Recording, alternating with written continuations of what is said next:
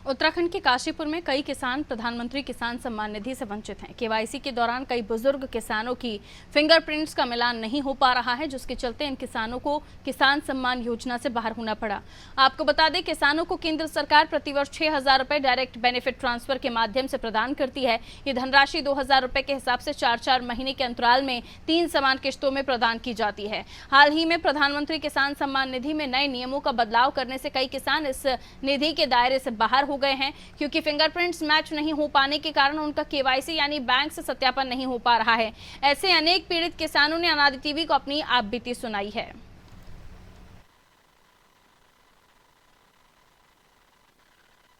नहीं आया, कभी नहीं आया। हम इतना भाग भाग के परेशान हो रहे हैं। 2 बार कागज लगाए हैं। पहले लगाए थे जाफरपुर से बनवा के, इतने पैसे भी खर्च किए तो वो भी आए नहीं। तो गए विकास भवन के चक्कर काट काट के कह रहे हैं आ जाओ कल आओ। 8 दिन जाते रहे, फिर उसके बाद कैंसिल कर दिया उन्होंने। 2 साल पहले और पिताजी की डेथ होने के बाद हमने पटवारी जी से बात करी।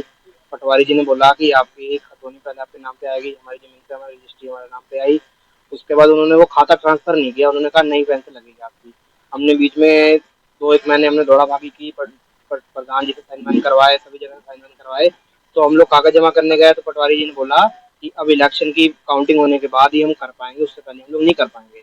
और दिक्कत तो बहुत हो रही है इस वजह से हमें। भारत सरकार की जो किसान सम्मान निधि है, देश के किसानों का अपमान की निधि थी।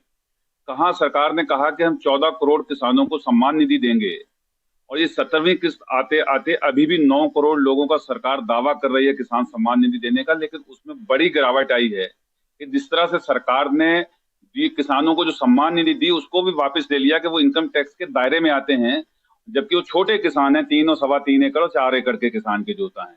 और जिस तरह से केवाईसी के उसके बीच में उलझा दिया है किसान को, जो आम किसान है जिसको अंगूठा लगाने वाला, उसे केवाईसी कैसे अपडेट करेगा, कैसे उसके पास स्मार्टफोन है कि नहीं है, ये सारी चीजें जो है सरकार सम्मान निधि ना देने का एक जो है रास्ता ढूंढा है सरकार ने। मेरी 11 किस्त आने के बाद बंद हो चुकी है केवाईसी के कारण। अब केवाईसी एक बार करवाने गया था तो उन्होंने क्या हो गया, बैंक वालों ने बोला कि हो गया, ठीक है, वो मैंने करवा दिया था। फिर मैं गया, जब 16वीं किस्त आई तो फिर मैं गया तो कह रहा है NPCI करवाओ। उसके बाद मेरा टाइम नहीं मिला, नहीं जा पाया। कितनी दिक्कतों का सामना करना पड़ रहा है? दिक्कतों का सामना करना पड़ रहा है।